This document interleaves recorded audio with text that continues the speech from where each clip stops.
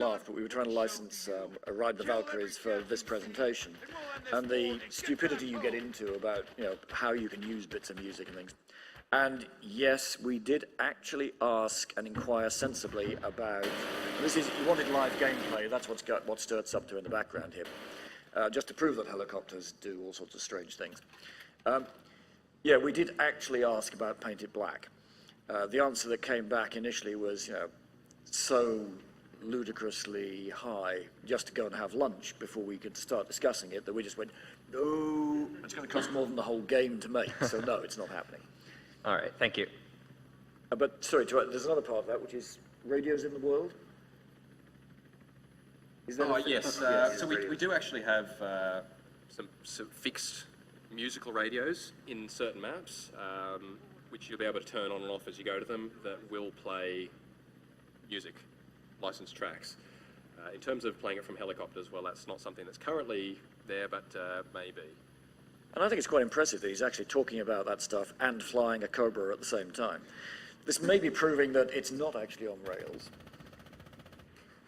Might recognize some of the locations from the trailer. This is Song Bay, our first supremacy map that is still coming online. So you'll see some bugs and issues because it's not fully complete yet. But I'll try not to fly through any mountains or trees. Yeah. I'll also try not to crash because that's embarrassing. There's no enemies in this map. I'm just flying it around. All right, do you want to take a question from the other side? Yeah, sure. So back when the M16 was, I guess, first released to U.S. troops, people were complaining about the 5.56 round, and they were like, oh, this is a terrible round. It's not going to go through jungle leaves. So my question is, will the ballistics model in the game account for shooting through vegetation? Is there a difference between shooting some guy, right in front of me or behind a bunch of leaves? Some vegetation is the straight answer. I mean, calculating every leaf on the planet would get insane, and you probably need a cray to run it. As with other games that we've done in the past, yeah, I mean, trees and the solid stuff like that, big stands of bushes and so on, will be probably impenetrable. Although, of course, we'll talk about bullet penetration, and yes, the bullet penetration between the AK and the M16 is different. Yeah. The M16 round, for those who aren't aware, is a much lighter round. The AK is a big, powerful round. Got a lot more kinetic energy behind it. So penetration will take that into account. Every single palm leaf, no. All right, thanks. Yeah, I was curious, considering how the large sizes of these maps and things of that nature, I was actually kind of curious, was there anything that has been implemented or yet to be implemented that increases locomotion for ground infantry, bikes or jeeps or something of that nature? You're asking about vehicles, particularly, or? Yeah. I mean, we don't have any plans for ground vehicles at the moment, partly because if you look at the Vietnam War, I mean, I think the sort of total of tank-on-tank engagements is about 0. I think there's 1, 2 if you're really pushing it. Yeah, in the real world. So we thought about the the 113. We'll look at that stuff. Don't walk into the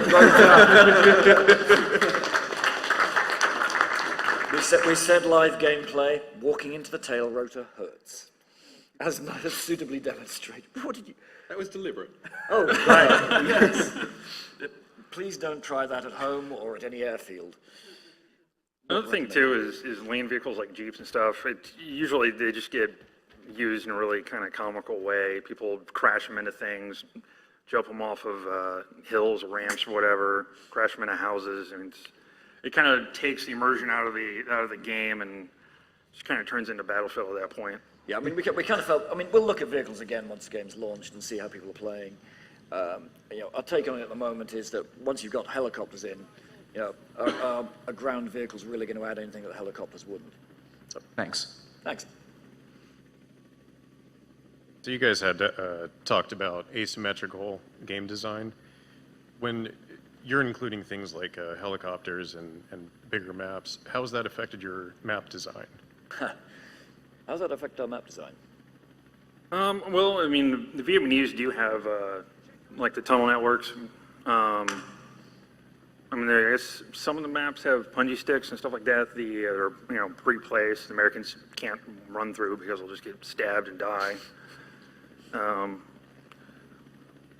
There's, in Song Bay, for instance, there's landing zones for the Americans, big clearings, stuff like that. So it helps them have areas that are out of the way. They're not directly in the middle of combat or the objectives where the helicopters can land.